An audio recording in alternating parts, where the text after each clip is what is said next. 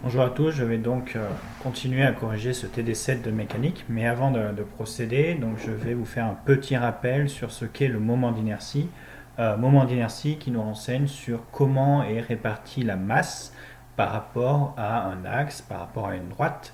Et donc cela a un intérêt tout particulier, notamment quand on considère donc un mouvement de rotation autour de cet axe. Il est très important de connaître comment se donc répartit la masse autour de cet axe que ici par exemple j'ai appelé l'axe delta.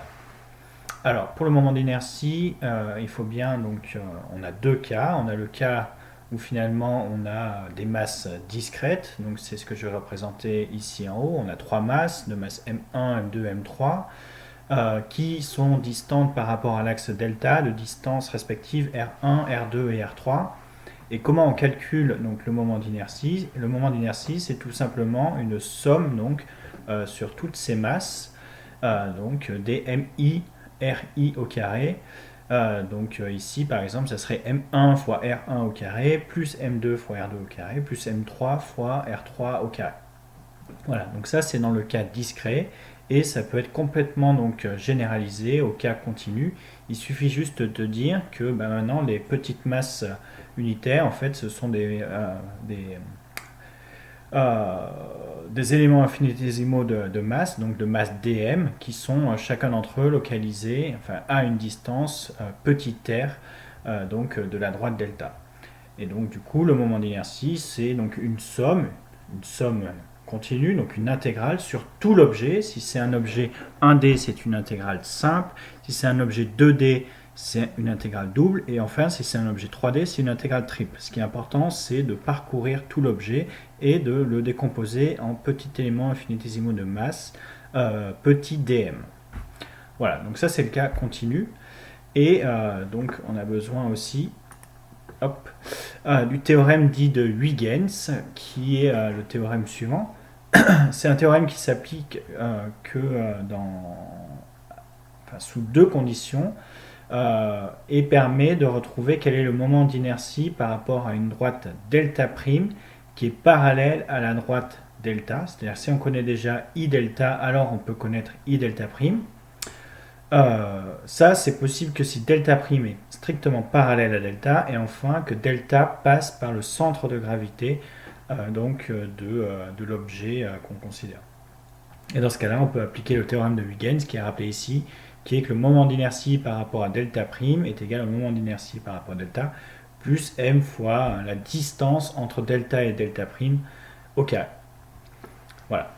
Donc ça c'était pour les rappels de cours, donc moment d'inertie et théorème de Huygens, et maintenant donc, on va l'appliquer directement sur un exercice qui est l'exercice 7.1.3. Et donc cet exercice 7.1.3, c'est tout simplement calculer donc, le moment d'inertie d'une tige homogène, qui est une tige unidimensionnelle, et on veut notamment le calculer par rapport à un axe qui passe par son centre et un axe qui passe donc qui est parallèle mais qui passe par l'un des côtés. Donc l'idée c'est la suivante, c'est qu'on a une tige ici unidimensionnelle qui mesure, donc ici on a une distance L, et on veut calculer quel est le moment d'inertie par rapport à cet axe delta qui passe par le centre de cette tige. Et après, donc, on voudra quel est le moment d'inertie par rapport à delta prime. En l'occurrence, on voit qu'il va peut-être y avoir deux moyens de calculer delta prime, soit en utilisant Huygens, soit en l'utilisant directement. Mais commençons par I delta. Donc I de delta, ça va être quoi? Donc là, il s'agit d'un objet unidimensionnel qui est continu, c'est un objet continu, donc du coup, il va falloir faire une intégrale sur tout l'objet, donc de la distance au carré, ici c'est selon l'axe des x, au carré fois des m. Donc ça veut dire quoi? Ça veut dire qu'en fait, on a ici des petits éléments infinitésimaux de masse dm qui sont reliés à une extension spatiale dx via donc, la masse linéique, donc dm égale mu L dx, avec mu L, donc la masse linéique, c'est-à-dire la masse de l'objet total, grand M, sur donc, la longueur totale. Donc mu L est égal à grand M sur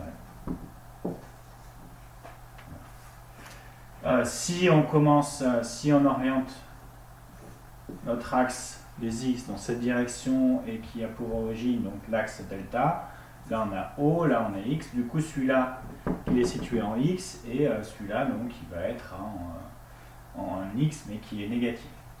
Donc faire une intégrale sur tout l'objet, si on veut recouvrir tout l'objet en ayant affaire à un axe des x, ça va être prendre une intégrale entre moins L sur 2 et plus L sur 2. C'est-à-dire qu'on va avoir quoi? On va avoir une intégrale de moins L sur 2 à plus L sur 2, x au carré fois dm, et dm on a vu que c'était mu L dx, c'est-à-dire m sur L dx, m sur L dx.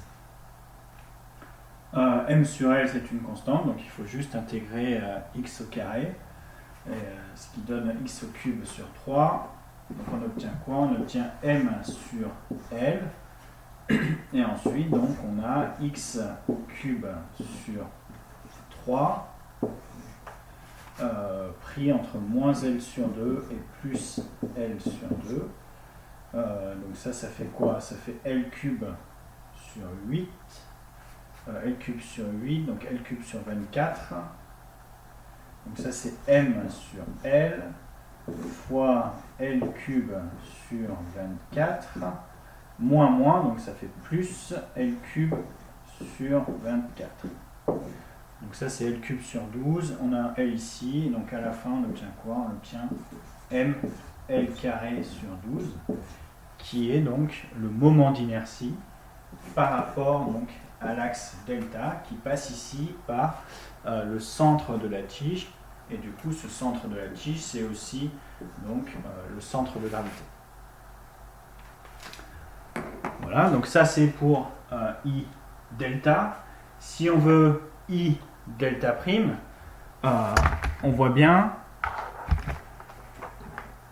que dans ce calcul, avoir I delta prime, donc c'est toujours faire une intégrale sur tout l'objet de x carré dm. Et sauf que maintenant, si on prend toujours donc l'origine ici, qui est donc l'axe delta prime orienté vers la droite, on voit bien que ça va être non pas une intégrale donc entre moins L sur 2 et plus L sur 2, mais entre 0 et grand L. Donc ça c'est 0 et ça c'est grand L. Du coup, ça devient juste 0 et grand L. Et donc là, on obtient quelque chose de beaucoup plus simple, beaucoup plus immédiat, qui est juste donc L cube sur 3. Donc L cube sur 3, donc à la fin, on obtient M L carré sur 3. Donc ça, c'est le I delta prime, en le faisant, donc en utilisant la formule du moment d'inertie pour le cas continu. Et donc là, on a pris donc, non pas une intégrale entre moins L sur 2 et plus L sur 2, mais une intégrale entre 0 et grand L. Donc ça, c'était la méthode, on va dire, bourrine. Et maintenant, vérifions si le théorème de Huygens, ça fonctionne bien. Donc on peut vérifier ça ici. Le théorème de Huygens, il nous dit que si delta prime est parallèle à delta, delta prime il est bien parallèle à delta. Si delta y passait par le centre de gravité, c'est bien le cas ici, alors on peut utiliser ce théorème et donc on peut écrire quoi? On peut écrire que I delta prime c'est égal à I delta plus donc la masse de l'objet fois la distance entre delta et delta prime au carré. Donc faisons ça, donc I delta on l'avait, c'était M L carré sur 12 plus M. Et là, donc la distance entre delta et delta prime, on voit bien que c'est L sur 2. L sur 2 au carré, donc ça fait L au carré sur 4. Donc ça c'est quoi? C'est 1/12 plus 3/12, c'est-à-dire 4/12, c'est-à-dire 1/3. Donc ça fait bien m L carré sur 3. Et donc on a exactement la même chose. Donc là, dans ce cas-là, 8 ça a très bien marché et on a pu l'utiliser. Donc là, on voit que c'est très immédiat d'utiliser Huygens. Et donc, on voit ici tout l'intérêt de ce théorème. Voilà, donc la suite au prochain épisode.